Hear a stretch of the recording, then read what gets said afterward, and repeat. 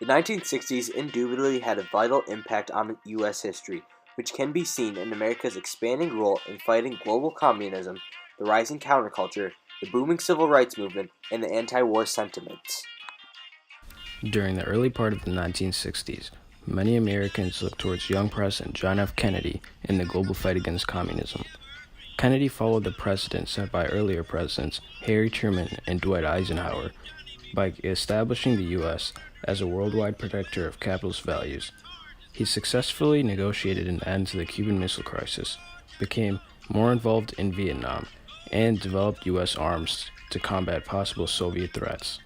In addition, the Sharon Statement, written by members of the Young Americans for Freedom organization, was a strong statement which justified U.S. involvement in the global fight to contain communism.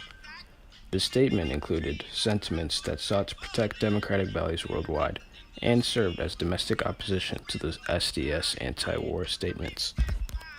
A new counterculture within the United States was influenced by developments nationwide.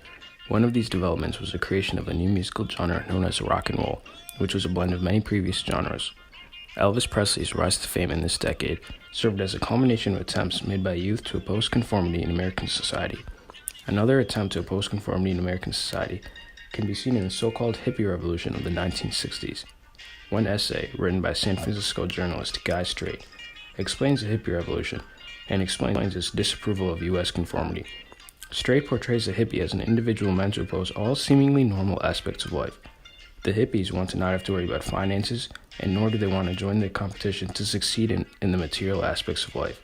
In his 1967 essay, Strait makes a polarizing claim that although the hippie may become unemployed and hungry, it is in their purpose to reform society for the average individual. Strait claims that the U.S. is the richest nation in the world, with the highest standard of living. Therefore, there should be no reason for such rates of suicide, racial violence, or self-defeating goals, which cause frustration and misery. That line symbolizes the rejuvenation of American culture made by the youth in the 1960s. The civil rights was one of the most important areas of the 1960s due to its nature of social reform. One of the biggest pieces of the civil rights movement was the African American civil rights. This whole movement was based on the nature of African Americans advocating for racial equality.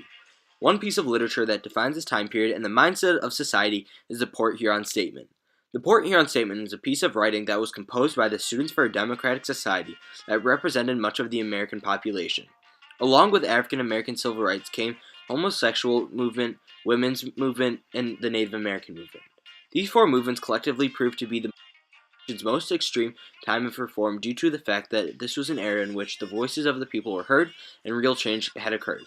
One main voice of activism during this time period was Martin Luther King. MLK was very important due to the way he supported the voice of the people front before and after he was killed. Much of the anti-war sentiment was based around the war in Vietnam. Many Americans believed that the war in Vietnam was a mistake to be involved in. John Lennon was a critical piece to the anti-war movement and made his contributions through his music in phrases like, "Imagine all people living life in peace." Lennon advocated for the return to peaceful times. Additionally, in a collection of poems, Americans voiced their opinions about leaving the battlefront idea through poetry and the idea of directing their opinions through the common American.